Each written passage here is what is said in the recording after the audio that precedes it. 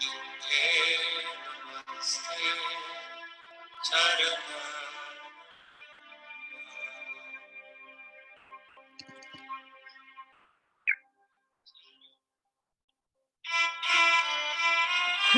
Krishna. Hare Krishna. All glories to Srila Prabhupada and the assembled devotees. Welcome to the Faces of Grief seminar. I'm Madhurya Leela Devi Dasi and will be your host this morning. We hope to give you a deeper understanding of what grief is under the expert guidance of our panel so that it can be easily recognized in a person's life. You'll be introduced to appropriate and inappropriate responses to someone who's grieving, and also some things that the grieving person can do for themselves. We will link you up with some resources and then open up the floor for questions and answers through the Zoom link provided on the flyer. To ask a question or make a comment, you may raise your hand, type in the chat throughout the seminar, don't wait till the end, or for an anonymous question directed to Amrita Kali. She will read it without identifying you. Without further ado, it is my great pleasure to welcome our guest speakers, Janaki Devi Dasi and Kamala Radha Devi Dasi. A pleasure to have you. Janaki joined the St. Louis Temple in 1981. She has been engaged in many services over the years, including book distribution, teaching Sunday school, child protection team member, and board member of the North American Child Protection Office. She has a master's degree in social work and is a licensed clinical social worker and clinical addiction specialist. She specializes in trauma work, and she is also certified in the right use of power. Janaki has been involved with Vaishnava CARE since 2014 and was trained through the Duke Hospice to facilitate grief support groups. Welcome. Thank you. Hi, Krishna. Kamala Radha is a member of the Vaishnava CARE team. She has assisted Sangeeta and Vaishnava CARE in training seminars. She is a death doula and assists devotees in the end-of-life activities such as formulating their final wishes, helping people and their families transition and accept the last stage of life, preparing devotees' bodies for the final journey, and even bringing their remains to their final resting place in the Holy Dham. She currently serves in social media and co-facilitates online grief support groups for the Vaishnava CARE with Janaki. She is a meditation instructor and is pursuing a career in interfaith chaplaincy. Welcome. Hare Krishna, thank you for having me. You both have impressive resumes, so let's get started. Kamala Radha, tell us what grief is. Does it differ from mourning and bereavement? Sure. So yes, it does. Grief is a natural response or reaction to a loss. Grief is the conflicting feeling, all the emotions caused by the end of something or the change of something familiar. Many people kind of use the terms grief, mourning, and bereavement interchangeable, but bereavement is the time period in which grief and mourning take place. Mourning is the process which people take time to adapt to their loss. Grief is the process of the loss and all the emotions and physical responses that come with it. And food for thought is that some people believe that grief doesn't start until the mourning ends. But I think most of us that work in death work kind of don't like to think of things in a linear or timeline. So let me see if I understand this clearly. Grief is an emotional reaction, like sadness or crying to a great loss. Mourning is how one exhibits those feelings of grief. For example, rituals at the end of life. And bereavement is the time when a person experiences sadness after losing a loved one, and grief and mourning happen during that time. Do I have it? Yeah, that's a good understanding of it. It does, even when you say it, it does sound like it's a little interchangeable because things kind of Right. overlap at times. And sometimes people will even say like, "Oh, I'm grieving." And it's like, well, actually, you're still very actively mourning, and that's okay. But I think one of the things that we would like to talk about today is just to let people know, and I'm sure we will cover it many times, is that any of these stages, any of these things that you are feeling are very normal and then they are valid. I think it's also important to know that grieving is not always just emotional. It is physical pain too, or discomfort. I think anyone that has experienced depression or anxiety can understand that it's a physical reaction as well. Thank you. Janaki, is grief experienced only in response to death? Well, as she was explaining, it's like it's a response to a loss. And so it's a loss of something that's not, that's irretrievable. It's something that you can't get back. So it can manifest, it's not just a loss of a person. It can be a loss of relationships. It can be your reputation, your health, so many different aspects of our lives. And especially with the COVID pandemic, it's just the loss of what we thought our lives would look like can be also something that we grieve, that things have changed in a way that we can't capture them back. So there are many, many aspects, but it's basically is defined by something that you can't retrieve, that it's irretrievable to get back into your life again. So it And could if I include can, things like death of a, I'm sorry, go ahead. I was just going to kind of just go back a little bit to talk about what Janaki is talking about, is that that one of my teachers, Henry Fursko Weiss, actually refers to the grief as a nice analogy of being on a roller coaster at night and just not knowing what is going to come up and when. And it is hard for a person feeling all of these emotions to prepare for that type of ride. And it could also be hard for them even before a loss occurs. You might be finding it hard to focus at work or summon the ability to clean your house or balance your checkbook. And I just think I want to specifically bring that up today because I feel like a lot of people watching this or listening to this today will be feeling similar in this way. Because just like Janaki was saying, whether you've experienced death or not, even the state of our country and the state of our world right now may make you feel like you're grieving. Yes, so it could include even spiritual distress, perhaps, and death of a child or loss of independence with aging. Can that be Any of those a things. cause? Yeah, anything that is, yeah, anything that we can't recapture we can have a grief response to. Even animals, right? Yes, there's a whole specialty about pet loss, and people have a lot of attachment for their pets, so they can go through the whole grieving process around the loss of a pet. There's such varied situations that can produce grief.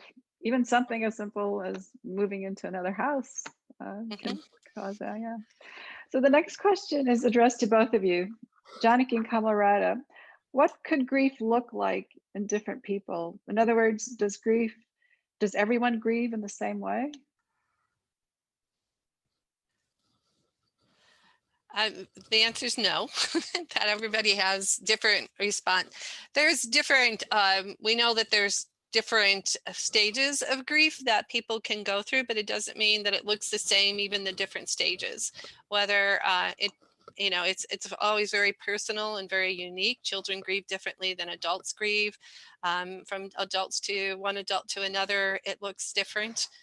They're different stages of grief, but it doesn't always express itself in the same pattern. So some people, if they're experiencing denial, it may just be just being shocked and numb, and how that manifests in one person can look different than another. Somebody else may, if they're experiencing anger, they may exhibit their anger in different ways. So they're within the different stages. there are still different ways that people show up and experience that. Kamala Radha, do you want to add something? I mean, I see, yes, no two people grieve in the same way. And I know that we briefly talked on children, and children definitely grieve differently than an adult, especially all emotions are new to a child. So if you think about a person that's grieving, already their emotions are on the surface and changing from night and day. And a child who's still developing those feelings are going to feel them very intensely. Some people think that children don't grieve at all if they don't have a full concept of death and loss, but it's not too true. You know, children definitely grieve. I can tell you from living in close proximity to 2 children under 5 right now, the grief that one of the children feels just from missing her friends and missing school. I mean, we're talking on a maybe daily, every 2-day basis, just a fit of I'm so distraught. And one of the ways that we deal with it is that we just explain, I understand what you're going through. And we try to assure them that this is temporary and it won't be like this forever. And then we also try to explain that I feel that way too. You know, when she says, I just miss my friends so much, I miss school so much, we say, I miss my friends too.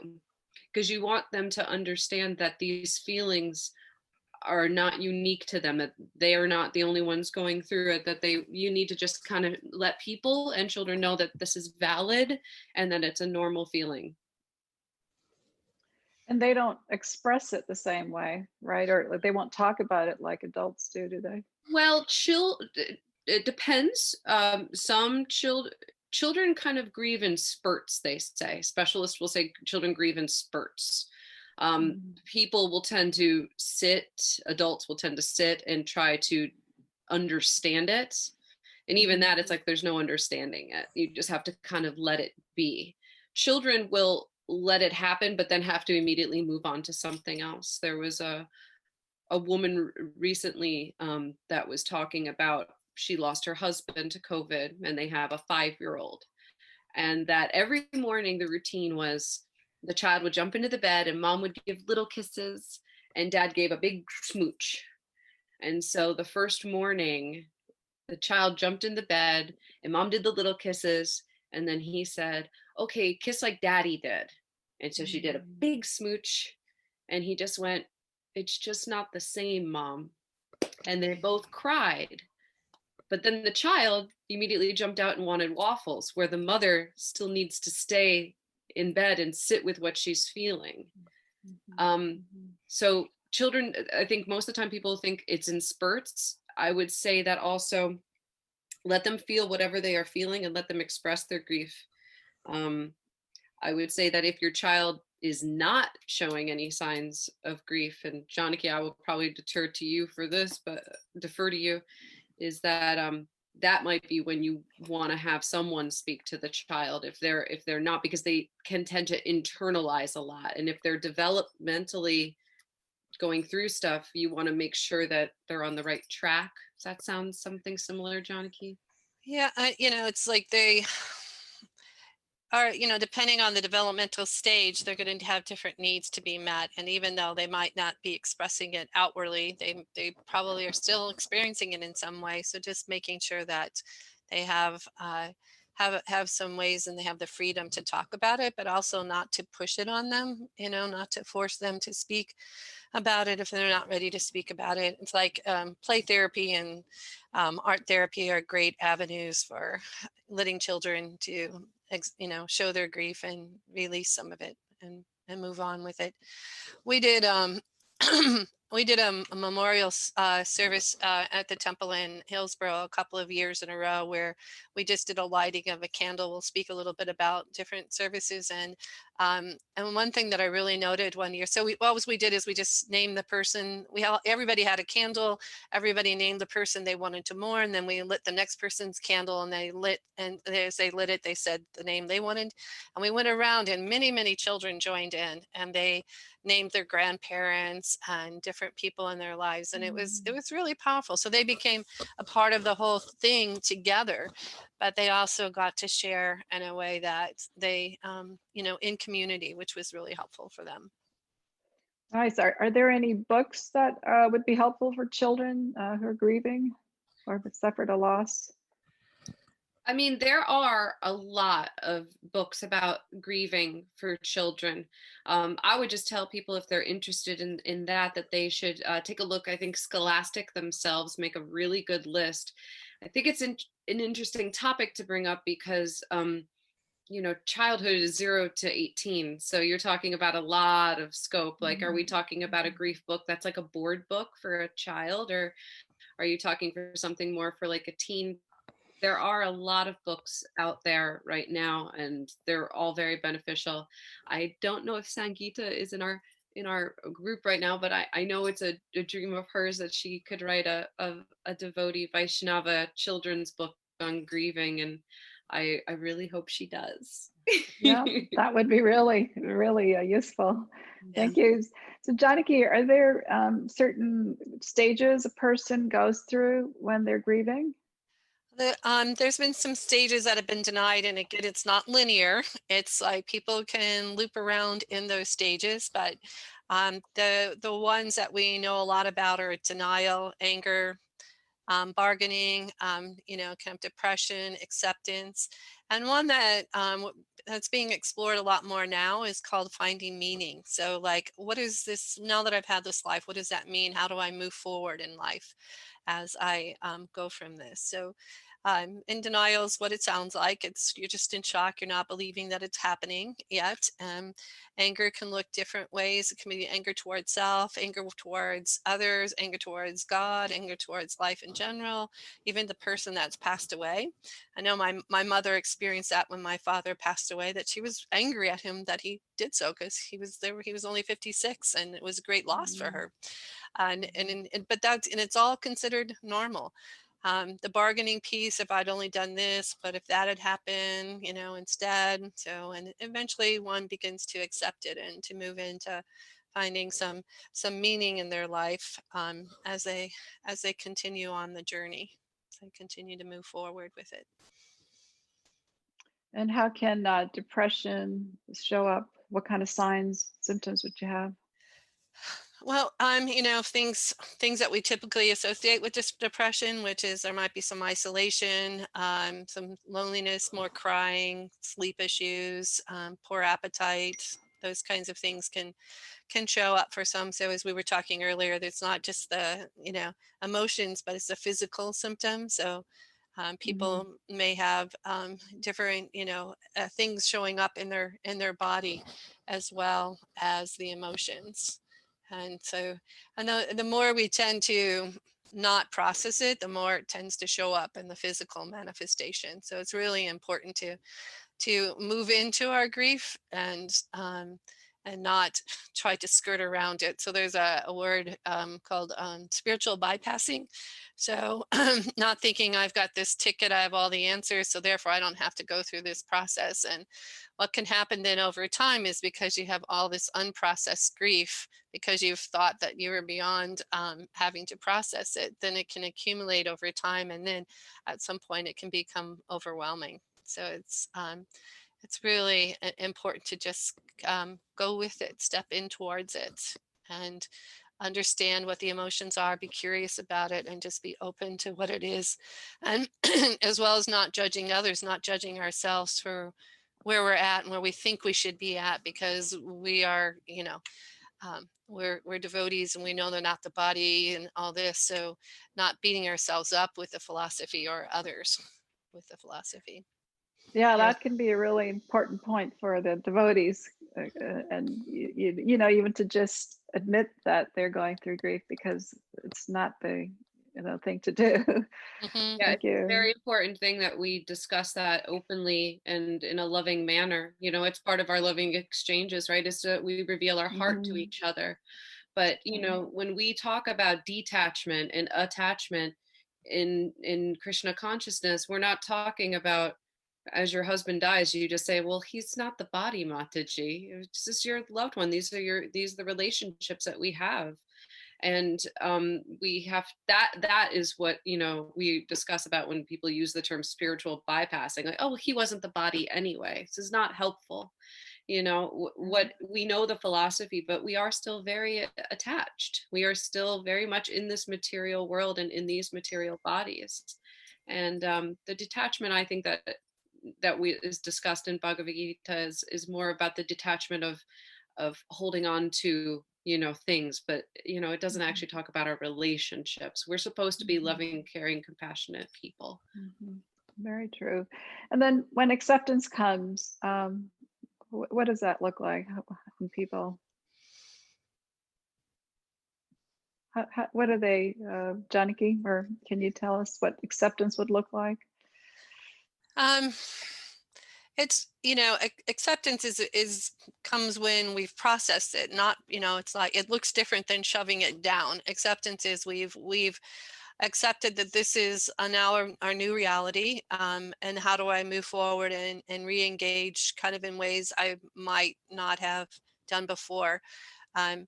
It's, you know, it's one description that I've make, you know, to me makes a lot of sense is, so like if we say like this is us and this is our grief, and then when we have grief, it's somewhere in there and it may take up part of it, and but what happens is it's not that shrinks, it's that we grow. And so acceptance is the growing process, that we are now, it's still there, it will never leave us, it's always going to be a part of us and in our heart. But we as you know, as sentient beings have now absorbed that and made it a part of our life, and it still is there, but we are also growing and expanding and changing.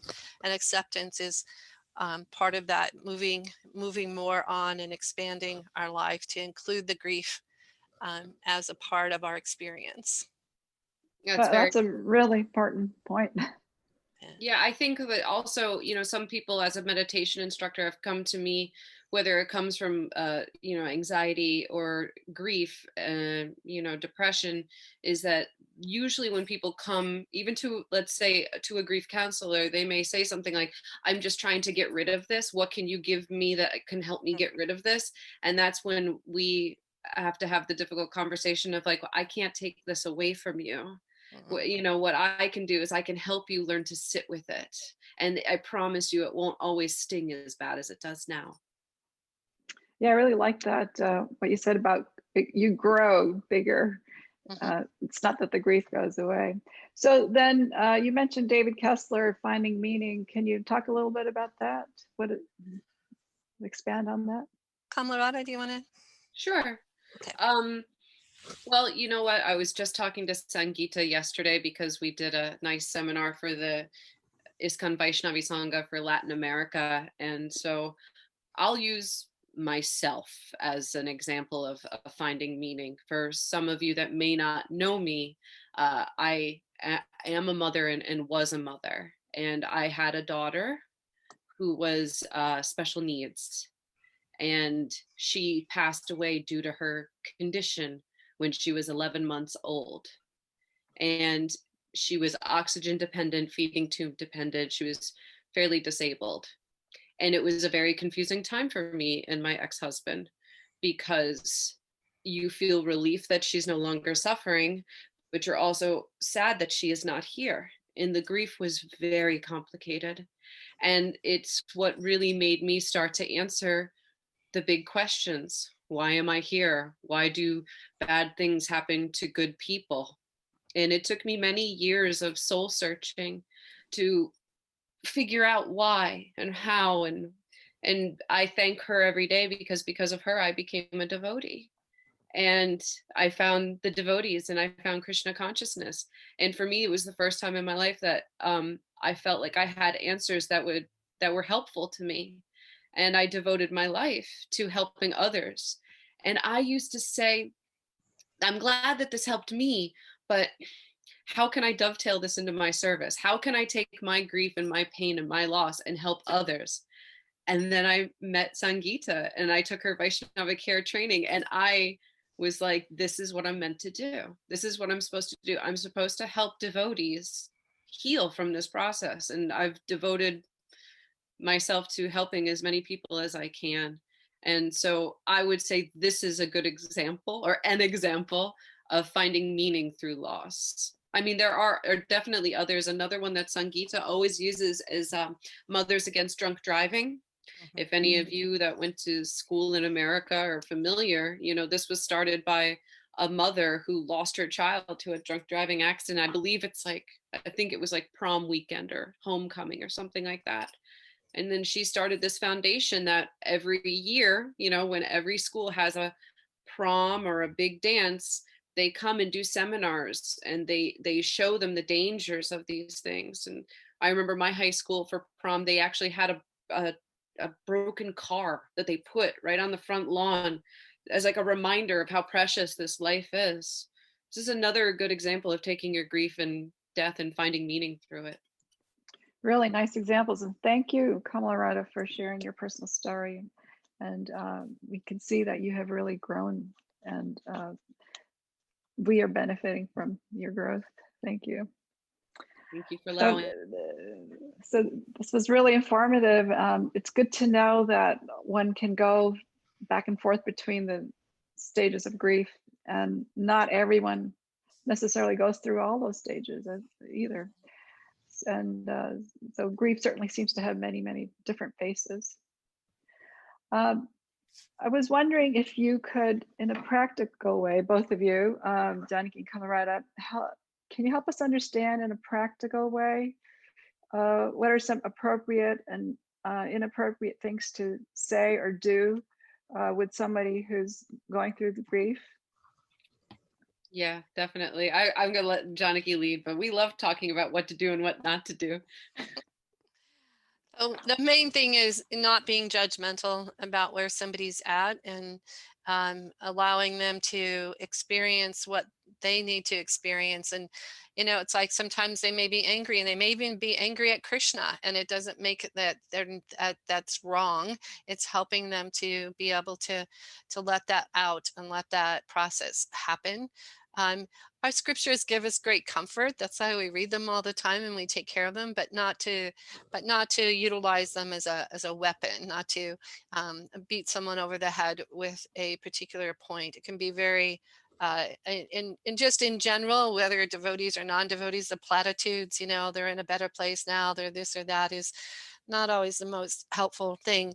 But just to honor, you know, their spirit, and just be present, just sit with it and be curious about what their experience is. By doing that, we allow them to go through the phases of it. We allow them to do that, just to be able to sit with it and be still. And you know, you're kind of like, it's like you're walking alongside with them. You're not trying to lead them anywhere. You're not trying, because sometimes if somebody's experiencing emotion that makes us feel uncomfortable, we say things to try to get them to move away from it, and that's not helpful for them. So just letting them be there with it, letting them have the opportunity to express it and go into it. So there's a quote that I like. It's called "Going to the wilderness of the soul with another human being, not thinking that you are responsible for finding the way out." So you're just going, and you're present, and you're not there to force it to go in any way. You're just there to honor what that is. And it can just look like just being quiet and silent with somebody and sitting with them. Would you like to add anything, Kamala Radha? Yeah, I think that, yeah, it's excellent. I think especially when somebody's going through something, some acute grief, where it's very, very soon after the passing or loss of something or someone, that you actively listen. It's something that we all talk about, but you're not really there to offer advice at this point. You're really holding space.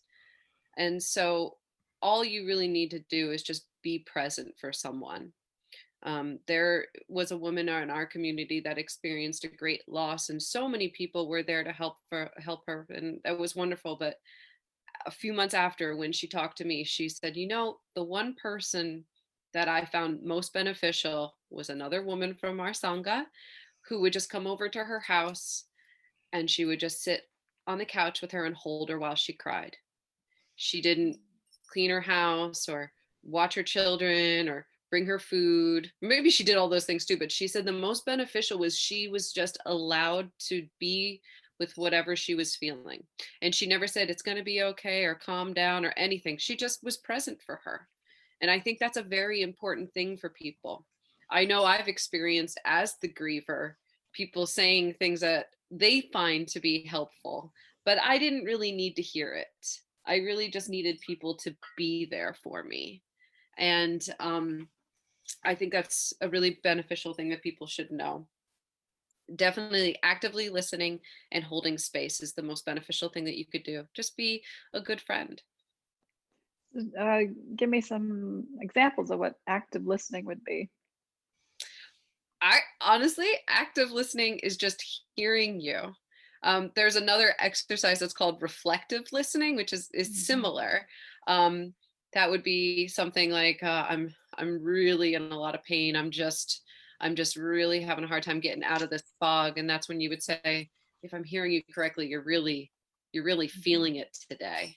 But you don't want to kind of rely on that too much, because it starts to sound a little scripted. If I'm hearing you correctly, I mean, you could use it once or twice, but I think just saying things like, that must be so hard for you, I'm really sorry. I think that sometimes people say things and they don't even realize it. Like they might say things like, oh, I understand, or I understand. And to a griever, you might be like, no, you don't understand what I'm feeling. So I would say, don't say I understand, but just say, yes, I hear you. I think I hear you is really good, because that makes people feel like, okay, I am being heard.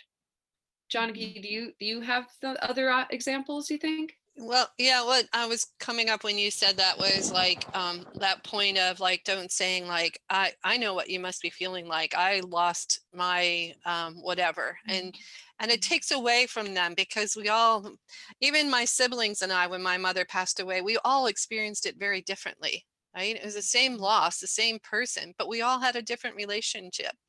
And so not telling someone that I get what you're feeling, I know exactly what you're feeling, because you don't, and it minimizes what that person is experiencing. So part of being an active listener means that you're just open to hear what it is that they're going through, and you're not putting your own story onto them. You're allowing them to have their own experience, their own journey, their own story, and how they go through it. And then they'll get something out, it will help them to be able to process it and move along. Thank you. That's really very helpful, because the tendency is to say, oh yeah, I also went through this and I know exactly how you feel. So blah, blah, blah, blah, blah, do this, Yeah. And I mean, Yeah. even if you think about your, the community right now in Florida has experienced so many losses as of right now. And if you would think of somebody like, the loss of His Holiness Bhakti True Maharaj, that, God siblings may be trying to hold space for each other, but, I would say to stay away from things like, oh, I know what you're feeling, because I feel it too, because no two people grieve the same way. I just think loving each other is the key there, and to just support and help each other. good point. Loving each other, giving a lot of love, not saying you'll grow from this or everything will be okay, right? Yeah, letting them tell their stories, letting them process it, letting them speak about it is what's helpful. Is letting, even if you've heard the story already and you might have heard it 10 times, it's okay. Be present for it. That, let them experience it and talk about it. Well, that really tells me that things that I say, which I think are very helpful, because they're coming out of the goodness of my heart, may in fact be very unhelpful and do some more damage. So I understand we have to be very attentive to what we say to others. Yeah, it's definitely, it's coming from a good place. You only want to offer help to people, but there's rarely something that somebody could say that is going to bring them out of it. It's really just something that they're going to have to process and go through. And yeah, sometimes holding back and I do it myself. Sometimes I have to hold back, and I just have to keep telling myself, like a mantra, like, I hear you. I'm so sorry. I'm here for you. Very good. Janaki and Kamala Radha, the next questions for both of you. What are some healing activities that people who've experienced loss either through death or any other reason do for themselves? What can they do? Well, we mentioned one earlier is one of the things that they recommend for dealing with grief is not to do it alone. And so right now with COVID, it really is forcing a lot of aloneness on it. So it's difficult to for people to be processing so many, like, you know, I've known people like their funerals for their grandparents was one sibling was there taking a picture of it while they were 500 miles away. And instead of coming together and being with people and sharing that experience with each other. So we have these rituals already kind of built into how we do things. We have memorial service for devotees, and there's different ceremonies that are done, and all these are really, really helpful. But it looks different for different people. You know, sometimes you know, can be like you have a little altar that you do, you light a candle maybe on a daily basis, or different things. Having memorial gardens, this is one of the things that we can do as communities, is like plant a tree, you put a bench there, and it's a place for others to come and be able to acknowledge and hold space for that. So those are a few things that are helpful. There are many, many different types of things that can be. We've had people build little boats and put them in water and let them go down the stream. And so we can be creative with doing that. But Kamala Radha, you have some other thoughts? I know that Janaki and I love talking about ritual aspect and legacy work, and definitely for the Alachua community, if there could be some sort of memorial garden at some point, this, you know, this would be so important for your community. Just one fruit-bearing tree and a couple benches. You could have people sponsor them and put plaques on them, or stepping stones that you could just have some place where people can go and remember these souls and honor them. I think it would be really helpful for your community. There's so many different things that people can do to not lose that loved one and not lose that memory. Through Vaishnava CARE, there's been a couple legacy projects I've worked with and on. There's one woman in one community that lost a great soul, and the family was affected, but also the devotee family was affected. And I tried to help them process it as much as I could. And I gave them the idea, and I actually wrote up like a Google form for them, for everyone to share a memory, whether biological family or association. And I said, why don't you just send this out to everyone that's grieving for the loss of your mother? And it ended up being so much that they're now building it into a blog and then into a memorial website. And this way, even children or grandchildren that didn't really have that many memories will then have that memory. And I think that that's really important. And one that I really, really loved working on was, there was a woman who was a very big cook in her community and was famous for different dishes, and people would talk about, I missed this and I missed that. So what we did is we bought beautiful cardstock and we made recipe cards.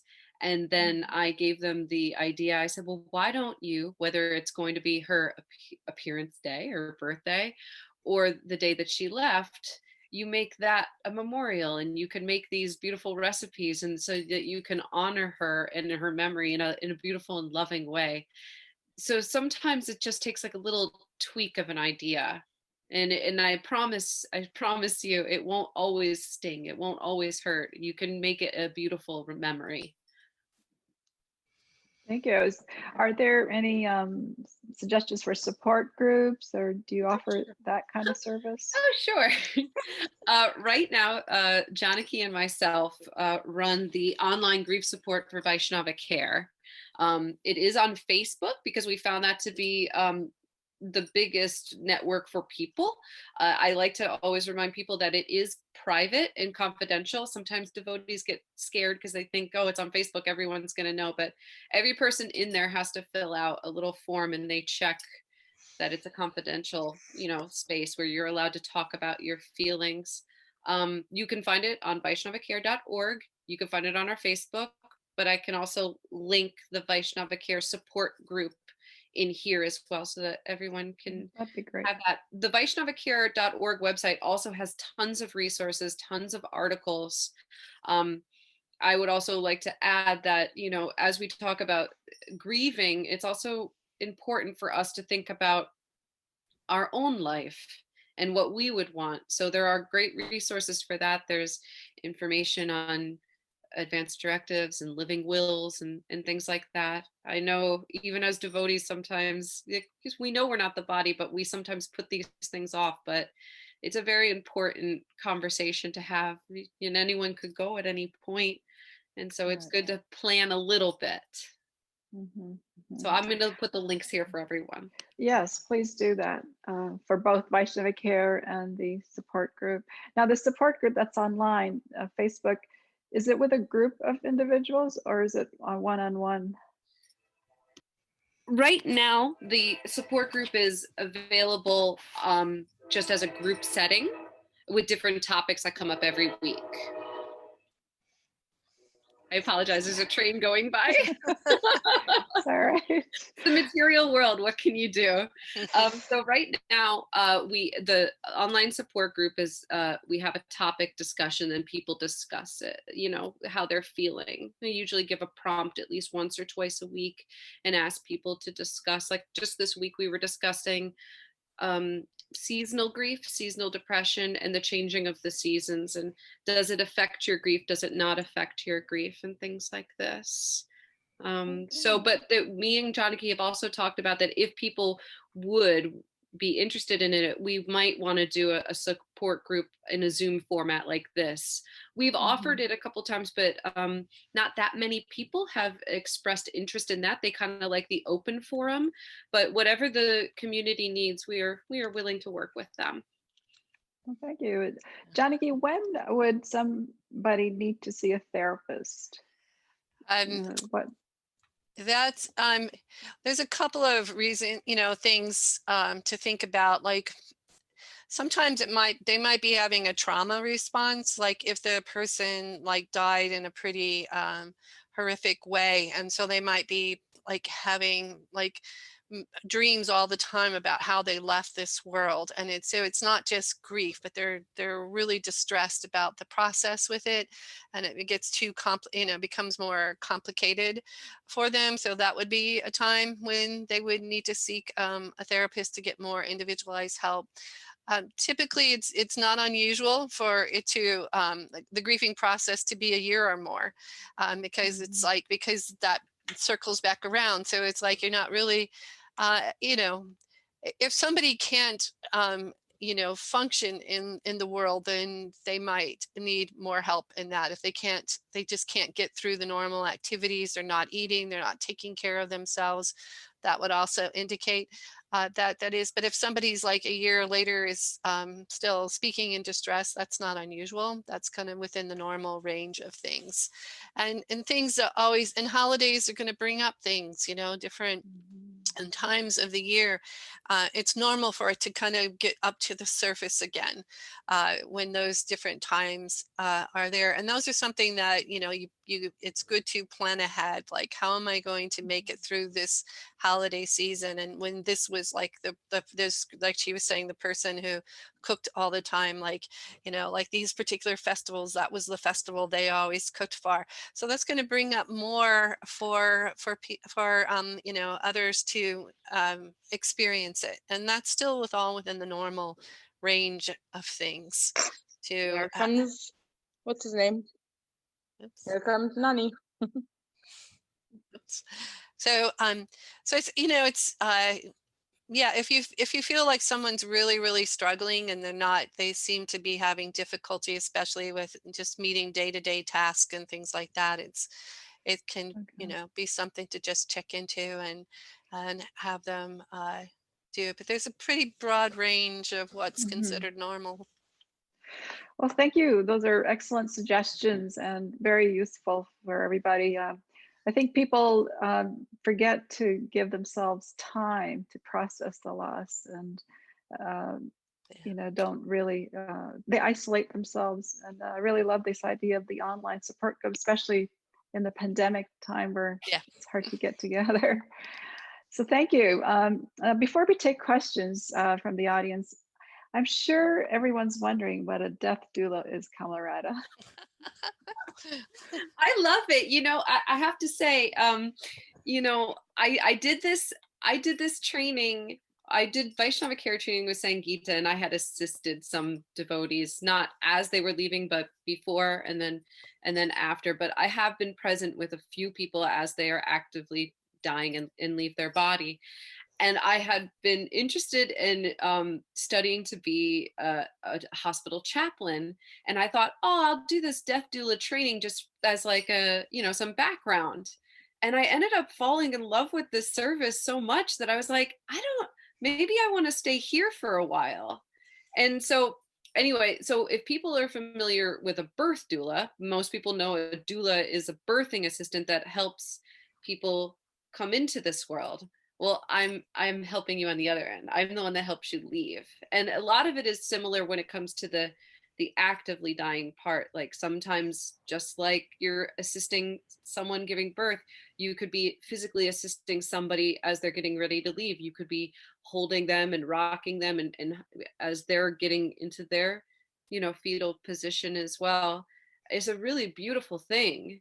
And also, a lot of what I do is advanced directives, like so I can help people put their living wills together, figure out how much they want to do and what they don't want to do, also with their wills of who gets what. And as the death doula, part of what it is I'm the advocate.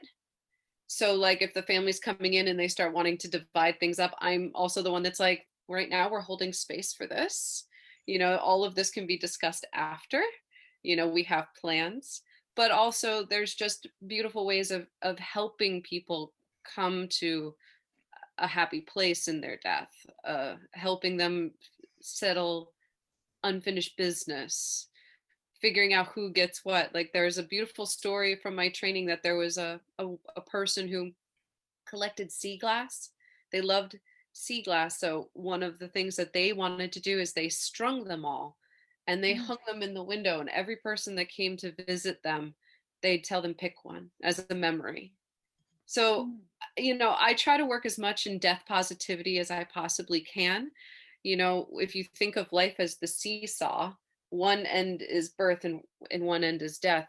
And we tend, even as devotees, to always focus on the happiness, on the birth. And we don't really want to talk about the death. And some people call what I do end of life doula, but as devotees, we know this isn't the end. So I like to say death doula because it's specifically about death. But there's also a school in Western Europe that likes to use the term soul midwife. I really like that term too. I had no idea that there was formal training in this, and that's a very interesting and much needed service. Thank you very much. And I just want to add real quick before you go to questions, like Manduria, Leela, I'm looking at your face and Janaki, and this is one of the things I always like. It's like everybody here is like happy and like we're jovial and we're talking about these heavy subjects. And that's what death positivity movement is about, is normalizing these kind of conversations. And I think it's really important that we understand that it doesn't have to be sad. It can be, and you're allowed to have your emotions, but to not be afraid of it. And it's okay to have these conversations. Very true. Very true. Thank you. So now we'll have some questions from the audience. Do we? Okay. Do you want me to? Who has the question? There are some questions in the Facebook, from the Facebook as well as YouTube. Okay. Okay. Would you like to read them? Vaishnavi Prabhu, your volume is a little bit low for me. Let's see. Can you hear me better now? Okay. All right. So I'll just ask this question, which is a general question first, and then go on to, there is more than one. Varuna Das is asking, I would like to know, is there a significant difference between how men and women grieve? It's, for me, it's like, it sense that we are mainly talking about the ladies grieving. I could be wrong. So. Janaki, I think that you're good at talking about this specific topic. Men grieve and women grieve. It just like that may be one of the things that looks a little different in how they grieve, but we all grieve, not just women. The men are grieving as well, and the process is there. And the more we allow them to have the space to express it, the more we can understand that and see it. And typically, we typically think of women as people who are the ones that express emotions. It doesn't mean that it's not existing within, that a man can't feel these things, and he goes through they go through the same stages of grief as well, denial and acceptance and all them there. It just may sometimes look a little differently. And sometimes they may feel like they have to hold a certain image, and in which case we want to give them the opportunity to be able to express that even more so. Janaki, didn't you run like a men's devotee support group? Mm-hmm. We did that once in Hillsborough. It was they all showed up and they all shared, and they all were very, very much invested in it. So I would say that that if you give space, it will the emotions will come up, and people, I think it was really important. It was we had just, one of the members had just lost his brother, who was also a devotee and a member of our community, and so it was really important for them to have the time to process. I think they're hesitant a lot of times just to come up with their feelings. And sometimes, that's where it might be helpful to have separate groups for grieving, have a men's group, have a women's group, because we do it a little differently, and the discomfort might be there, and sharing and mix, but it's the emotions are all there. Okay, thank you, Varuna Prabhu. The next question. Okay, so there are a couple of comments. I'll read them. Bhadra Prabhu is saying Arjun was affected when his son Abhimanyu was killed, and he was really upset, but then took up his service to Krishna in battle. So it is important to grieve. So again, another comment by Varuna Das is, a devotee has to be ready at any time to hear grief of others as one meets persons or devotees, other devotees. One may not be able to help much, but the least we can do is feel empathetic and hear the person who is grieving. So Very true. Those are from YouTube. Amrit Kelly, you want to go? I thought there was a question in chat.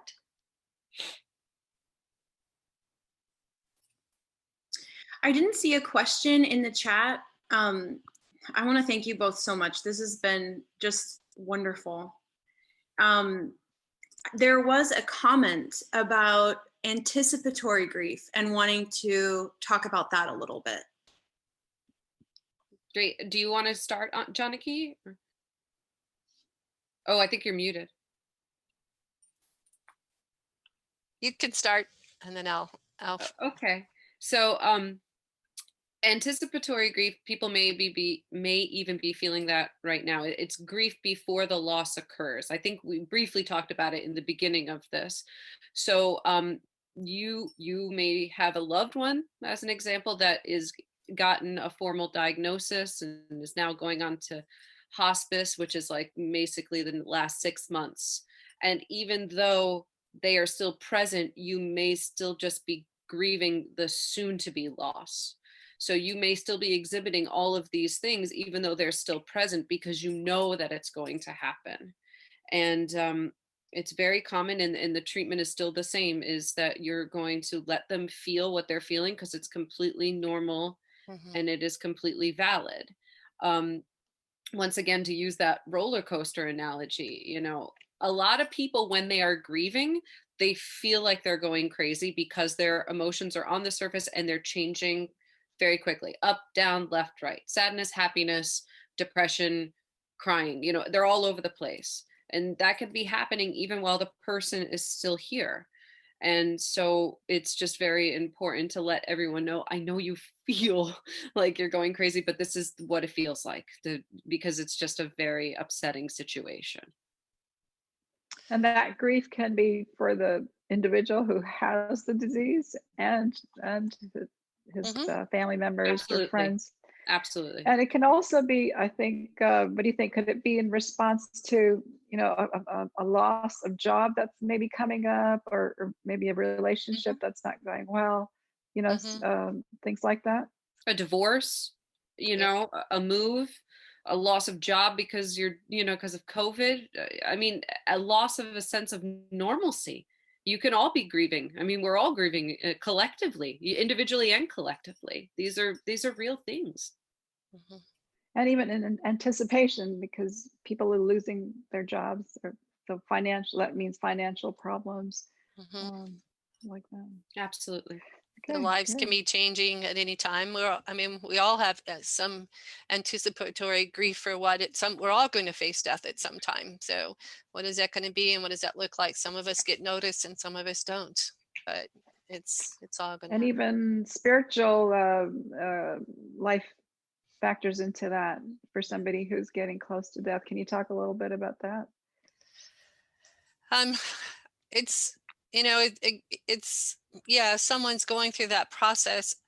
I've heard it described before. It's like it's like the boiling of the ghee, and some of the impurities may be rising to the surface. And those of us that are helping and assisting them, we should not become bewildered by those things rising up to the surface as we are helping them in their journey. It's a kind of a natural thing that as one gets closer and closer, if they have some notice, that different things will come up, and it's just a way of clearing it away and allowing it to move on. It doesn't, not to judge them for having some of these impurities kind of pop up and show up. It's a process, and learning to let go, and that's not our real identity, and just being able to honor that and move on with it.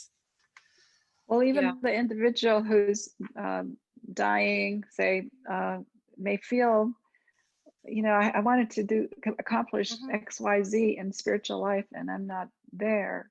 So how would you react to that?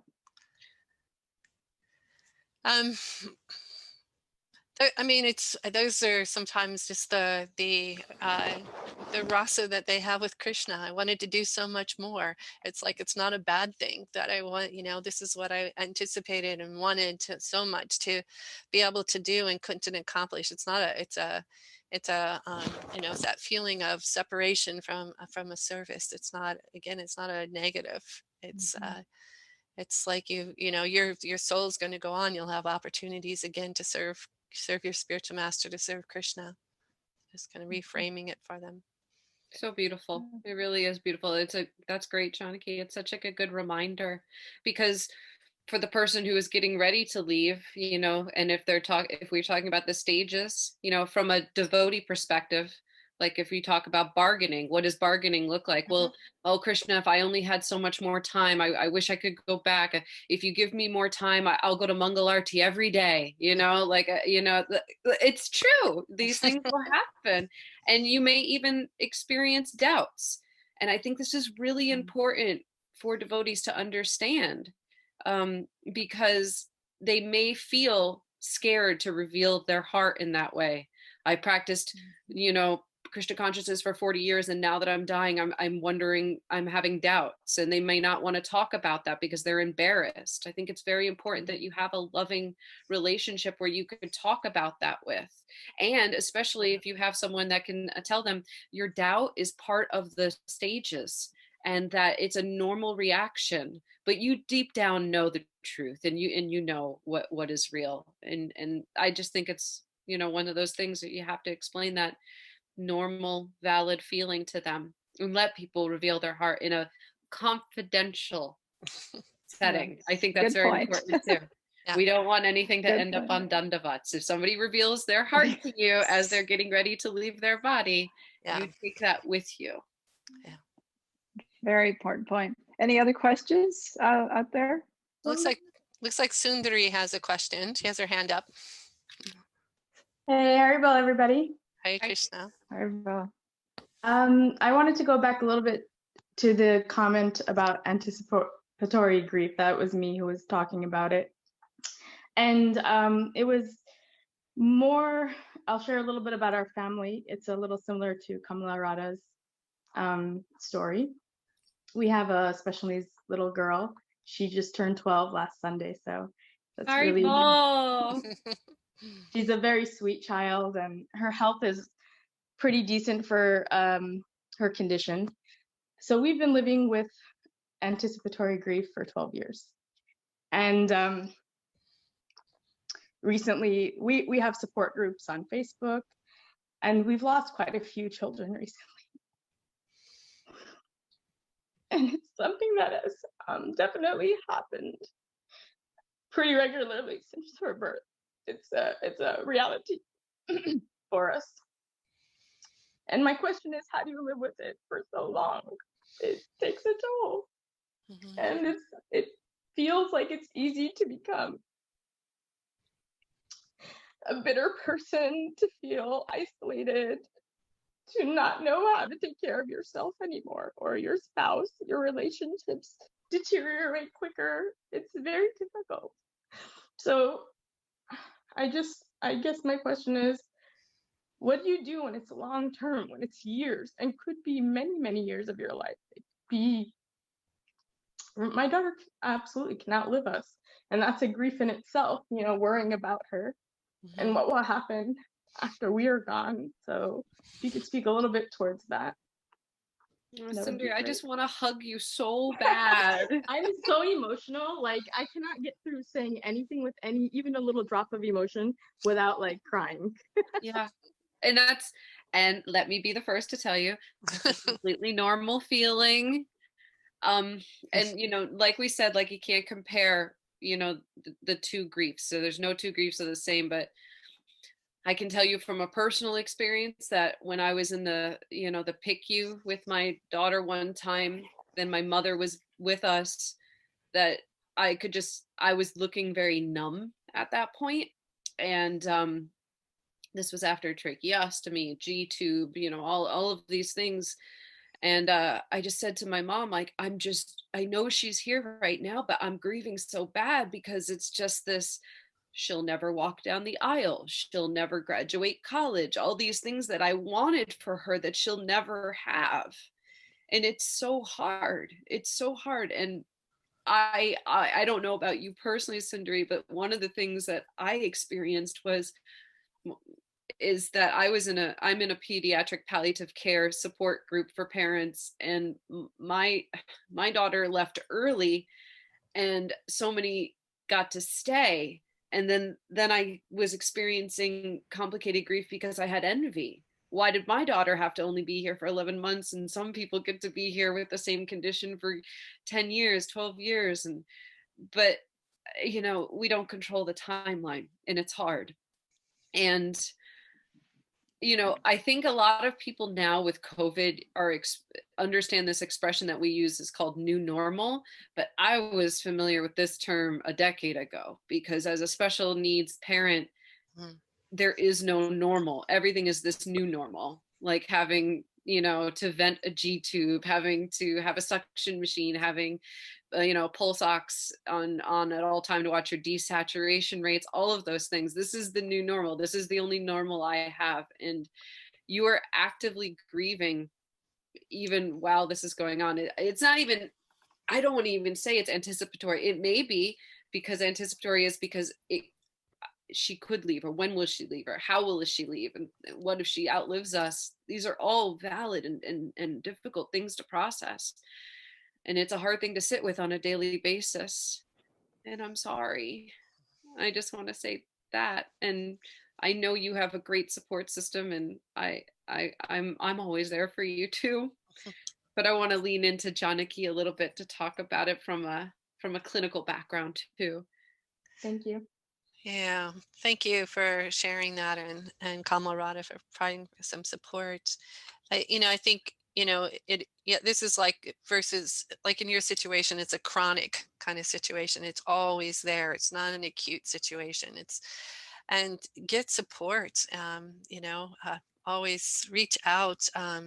And in this situation, probably getting professional support, it would be really helpful for you to have that. And through the process, doing like ritual is the way we process grief. It allows it to come up. So finding and developing your own rituals that help you as you go through this journey, whatever that looks like, keeping, a journal, or writing letters, or, having an altar, lighting candles, and being able to honor and respect that, because all these souls that you're in this group with, as they leave too, it's touching your heart in many different ways. So finding ways individually to express and show that grief, but also collectively be able to process your grief and allow for us to, it's, like as I was telling you about, how do we grow around the grief, and your grief keeps growing as you're growing, it keeps coming and expanding. So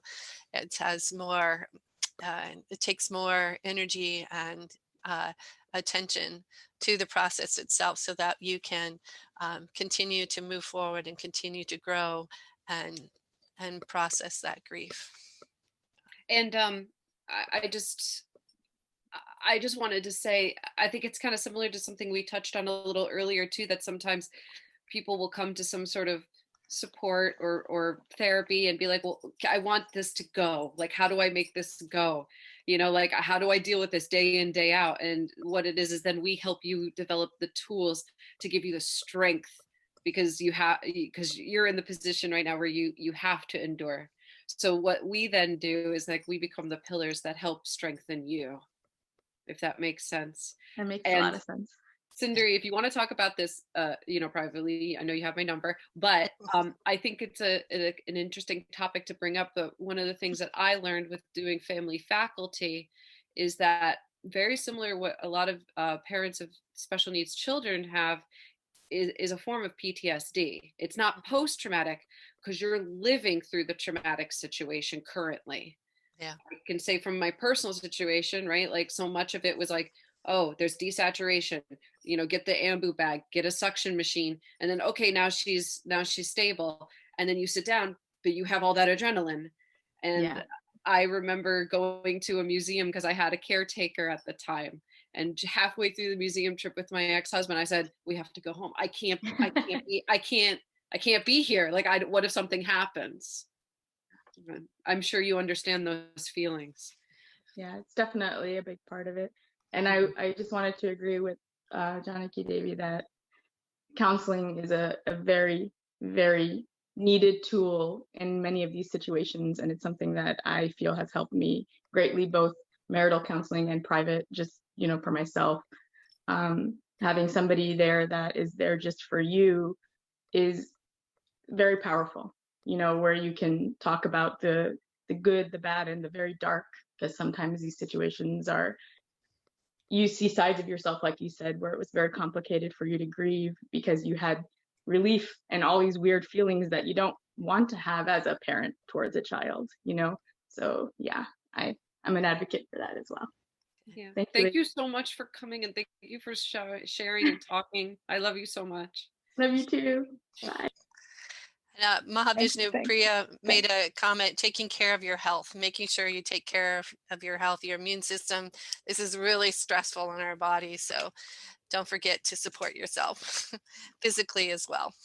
Yeah, you can't give from an empty well. So you have to replenish your sources. And if you're having a hard time finding that, then we can help you find what will help that. Thank you, Kamala Radha and Sindri, for sharing your stories. It's makes it so much more alive and personal. And I liked what you said earlier, that I think, Janaki, you said that as we develop, as we process the grief, that the the container grows bigger, we grow bigger and are able to handle. It's not that the grief's going to go away, but it will give us more abilities to handle it. And I like the idea that you said that we could write letters to Krishna, you know, reveal our heart and offer them on the altar, and as a way of helping. Thank you very much, Sundari, and revealing your heart, and Kamala Radha. Any other questions or comments out there? Yes, there is a question. I mean, at least 3 questions from both YouTube and Facebook, but it's past 12 already. It's 12:17. I'm not sure. Should we ask the question? Should I ask the question, or what are we doing here? That's up to you as the facilitators. I don't want to speak for Janaki, but we would like to help out as many people as we can. Okay. Keep Well, going. somebody said something, I didn't hear it. Okay, anyway. Keep going. Keep going. Keep going. Keep going. Okay. All right. So Vinod Vani writes, please address complicated grief where the person had difficult dealings with others. Yeah. Janaki, do you want to start? Yeah, this one probably gets into the realm of probably wanting to have a therapist. When it's like really complicated, your relationship with them is difficult and it's challenging and it's not so easy to let go. There are reasons, things left unsaid, and things get, and if they're not processed, then it becomes really, really hard. And so that might be a good time to get a professional to work through all that, because sometimes it's not so straightforward. It's not so simple. Sometimes there are other factors, things that you wished you'd said or things you wished you hadn't said, or opportunities in the relationship that needed healing that it didn't happen. And so the rituals will help with that, but sometimes if it's too difficult, then it's really helpful then to get to have a professional to speak with. Definitely. And I think some of the situations that I've seen is, let's say a complicated grief could come from a complicated relationship with an abuser. This is a situation where, and people may get confused, like, why am I grieving for my abuser? This person hurt me. Why? And it's because you're grieving because you won't have that closure now. Maybe in the back of your mind, you always hoped that you could have some sort of closure, and now it can't happen, and then it gets complicated. And definitely professional help is needed. And some of the rituals that have been recommended for that is letter writing.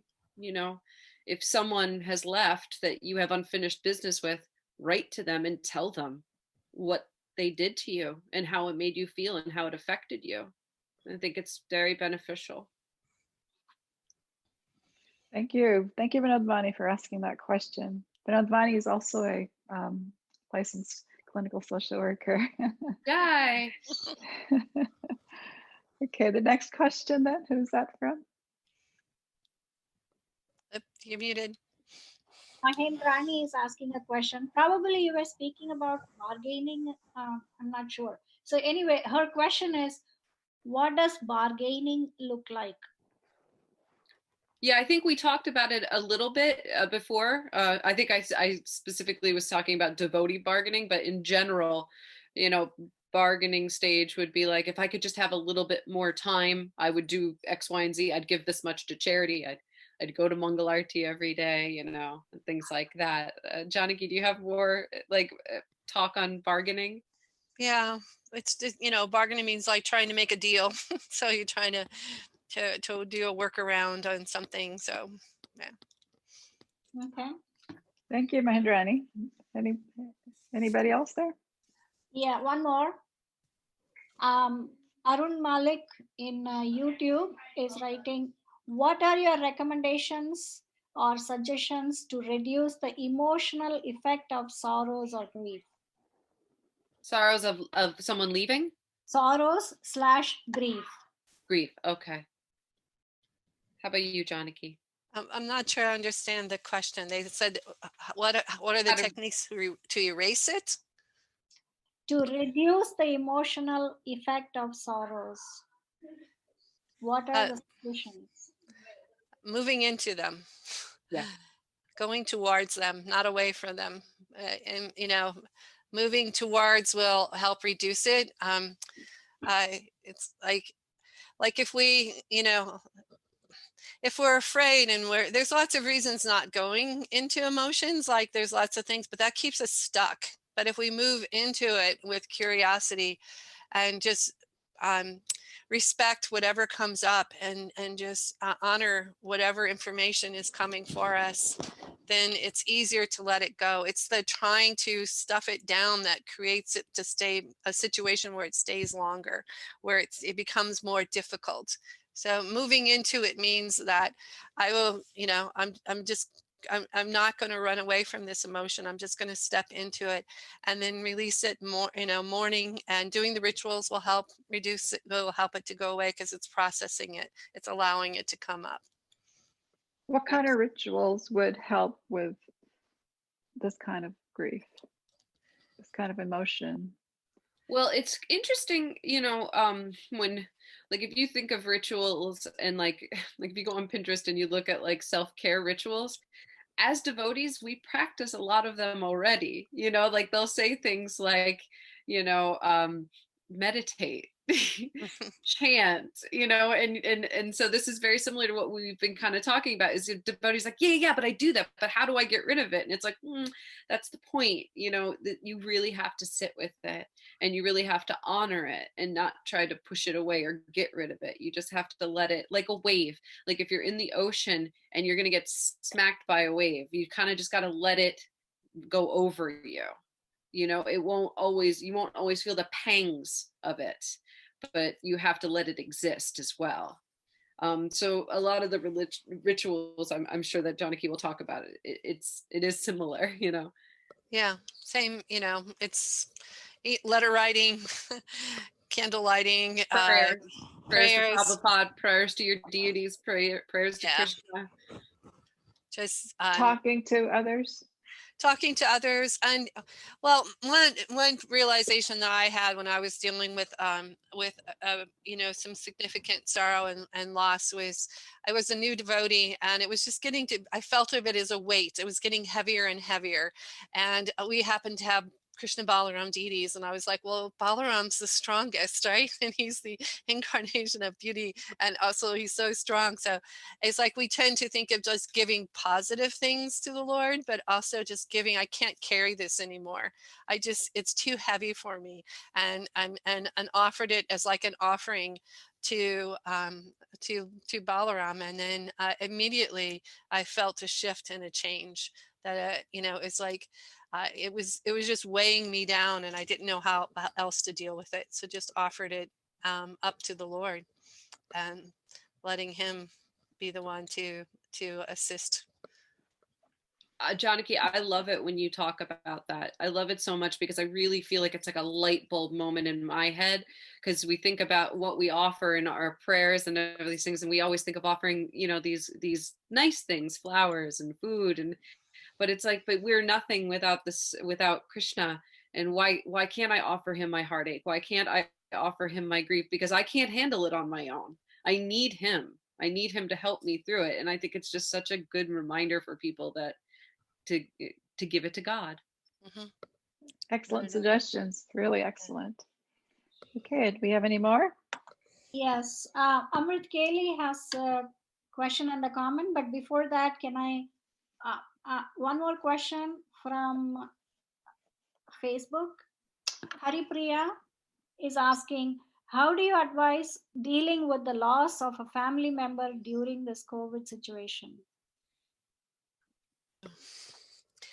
This is hard, you know, because it's like with COVID, we're often not allowed to travel. We're not allowed to meet in person. It just really increases the difficulties in processing our grief. You know, some communities they've gone on Zoom, and opened up the floor and had different people share and speak and talk, and done a virtual ceremony to be able to do that, with the thought in mind too, when things shift and change, that coming together physically in person as well, to be able to honor and respect that. So both things being there, but we've gotten very creative with this technology of being in and don't, and it is very powerful. And just even though we're not physically in the same room, we can share the experience together through some sort of venue to be able to do it. There's lots of different platforms, but being able to do that, and as much as possible, whoever you're nearby, to have at least some physical support in that as well. And we've actually done that on the last couple losses that we had. We had a Zoom, actually it was on Facebook and YouTube too, a Zoom memorial service, and it was very, very helpful, we thought. Yeah, That's wonderful. I was thinking we could also do that not only for a specific memorial, but just an event where everybody could share their personal grieving experience. Yeah. We can all try to be present, like Kamala Radha was saying, and just hearing very attentively and help each other in that way. Good idea. Good idea. Yeah, because there's many losses now, and just having that opportunity and a platform for people to share.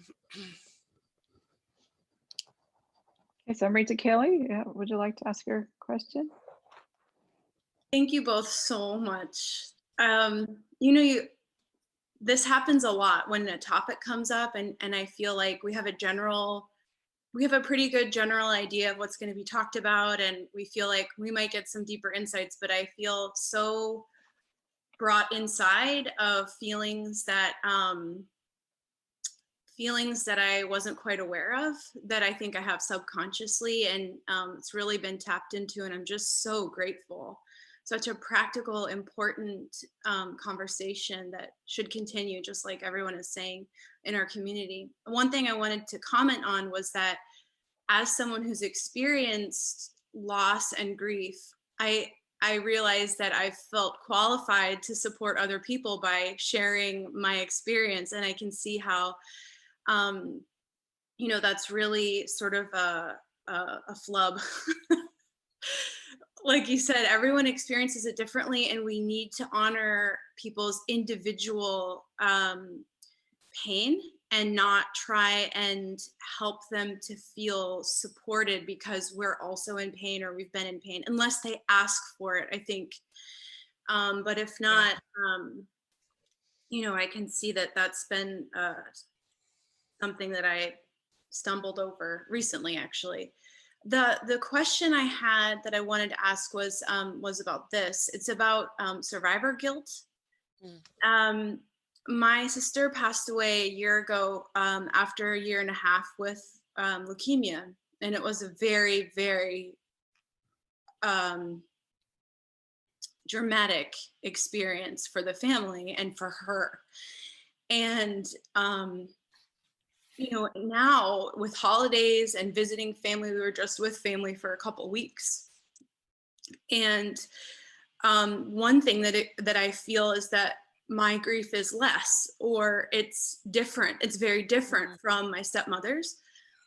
And what was really hard for me, which I tried to digest, but I don't think I have a lot of work to do on that, is that me and my family being around my stepmother causes her pain right now, because it's a reminder to her that her daughter is gone. She doesn't have this opportunity anymore.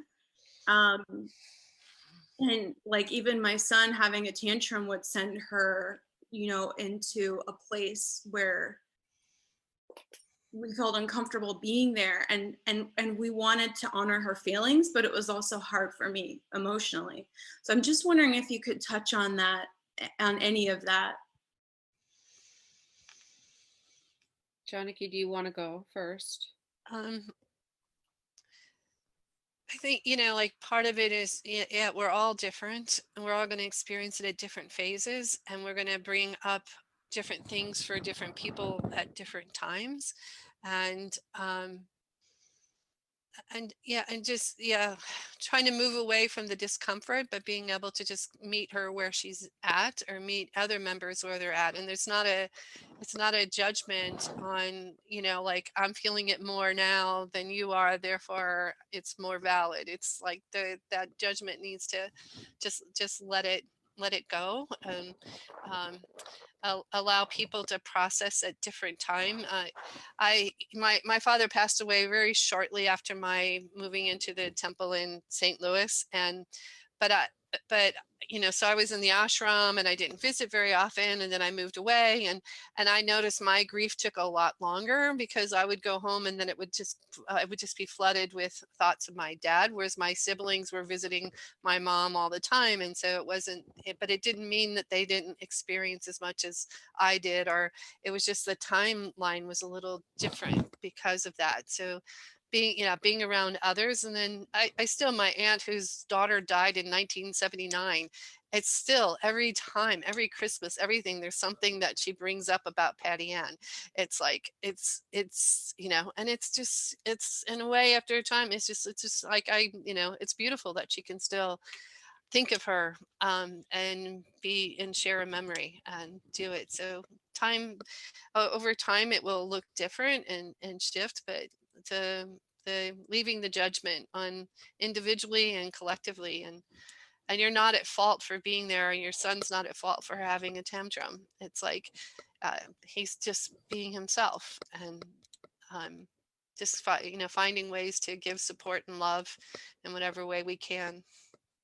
Kamala Radha, do you want to add something? Amrita, Kaylee, if I can, if you don't mind me asking you some questions, do you feel that the child being there is triggering her, or has she expressed that? Both.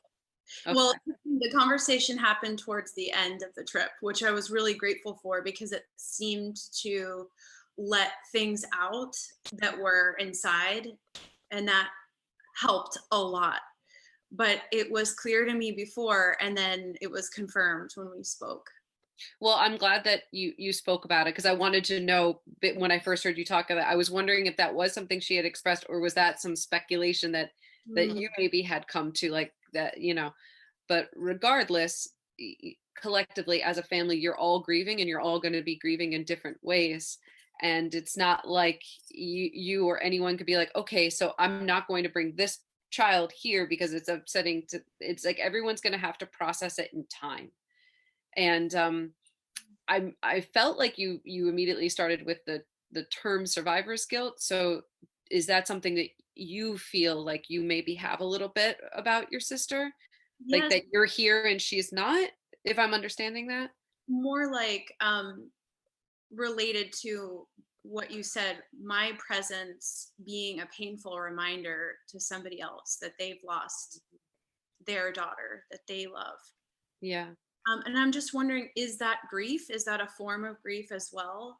I would definitely say it's a form of grief. Yeah, I would definitely say that, because grief is many faces. It's all the emotions, like to talk about myself for a minute. One of the things that I personally experienced with having my child was her, and a lot of people maybe that have special needs children, that they know there's not just like one diagnosis, there's kind of like a couple different things. And because she never had like a formal syndrome or thing, that one of the problems that happened with my complicated grief is that I blamed myself for her death, because I needed, and it took me a long time to work out, and actually I worked it out with my at-time chaplain, is that I needed something to blame. I needed something to be mad at. And for me, because there was no cause and no diagnosis, I made me the cause. And when I finally started to process that with healthcare professionals, it was like a light switch had been turned on.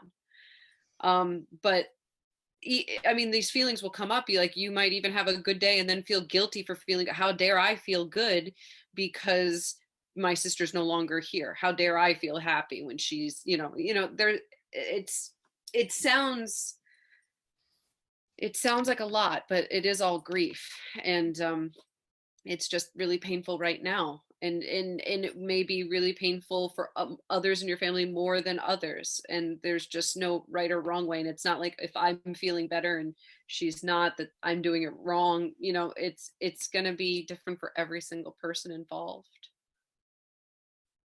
Janaki, if that makes sense. Yeah, it's an individual process. Everybody's doing it all at different levels, and just holding each other in space of acceptance and love and care, including ourselves. Thank you. And I think Yeah. what this has helped so much, the whole talk, is realizing that, you know, when you say things like sit inside your grief or allow yourself to be in your grief, that sometimes we're not even conscious, like in my case, of trying to bypass it or trying to avoid it. We don't realize that it's there. We're just not sitting inside of it. And so I thank you so much for just helping us to just walk a little bit closer to ourselves. I thank you for sharing your story with us. It's very important, and thank you for revealing your heart to us. Yes, thank you, Amrita Kelly. It was very touching, and we appreciate your sharing. And also yours, Kamala Radha and Janaki. Thank you very much. Do we have any other questions in the out there in the virtual world? There is one more from Facebook, but I am unable to scroll up and read it, so I have to apologize to Donna Menard. I'm sorry. Oh, that would be important if we could get to it, because she had communicated earlier, actually, before I see this comment from Donna Menard. You want me to read it? Sure. Yes, please. So she says, so we lost our daughter, then we lost my husband. I'm lonely. My granddaughter has her family now with her own daughters and their father. I still dream of them both. While he was leaving, he kept chanting, but when he couldn't anymore, I laid beside him and chanting in his ears until he passed. Thank you. So it sounds like she's sharing her experience there.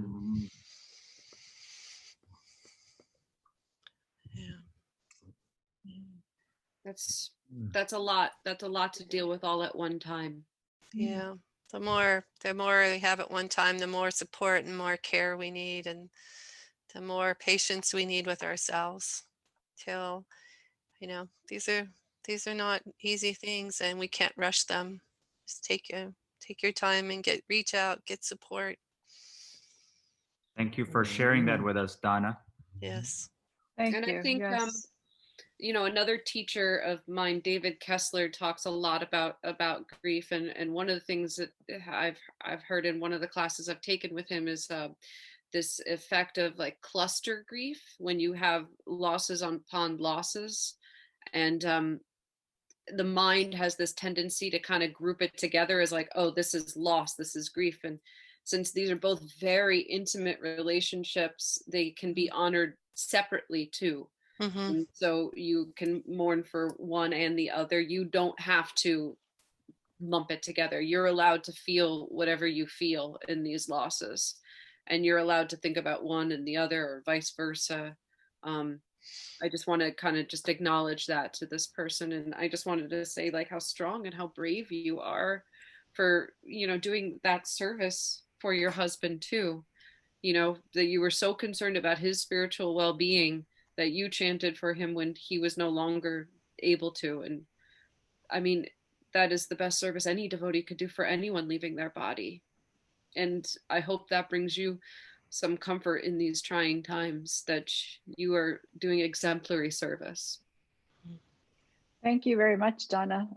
I hope you have some local support that you can reach out to. And also this online support group through the Vaishnavas CARE that Kamala Radha and Janaki spoke of would be perhaps a place you could connect, and especially in this pandemic time. Yes. So is that? Yeah, it's in the comment section on Facebook, and we will put that in the description in the YouTube, just after this this is Okay. finished. Okay. The website addresses. Okay. Okay. Well, thank you very, very much, Janaki and Welcome. Kamala Radha, for being with us today. We All right. learned so much from both of you. We really appreciate the work both of you are doing to help others in need, especially at a time in their life when it's very crucial. We hope you'll return in the near future.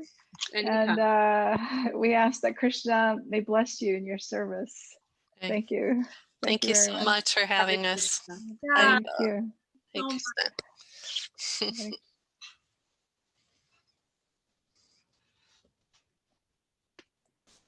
So I would like to. Are we offline? No, she's going to actually play something. You start. Okay. Yeah, please start now. Thank you. I would like to thank my team for their support and Yeah. dedication, without whom this presentation would not have been possible. Vaishnavi, our tech expert, Amrita Kali, and Namamrita Das. Is there sound there, Vaishnavi? Thank you, ISKCON Alachua and Mother Mukhya, our president, for your continued support and encouragement. Thank you, Badahari Prabhu, for the use of your bhajan. And most of all, thank you, all of you out there on Facebook and YouTube and Zoom, for taking your valuable time on a Sunday morning to participate on this seminar. Please let us know if we can be of any further assistance. Vanchakalpatribhischa kripasindhuva All glories to Shil Prabhupada. All glories to Srila Prabhupada. Hari Bol. Haribol. Thank you. Haribol. Thank you. Haribol. Hare Krishna.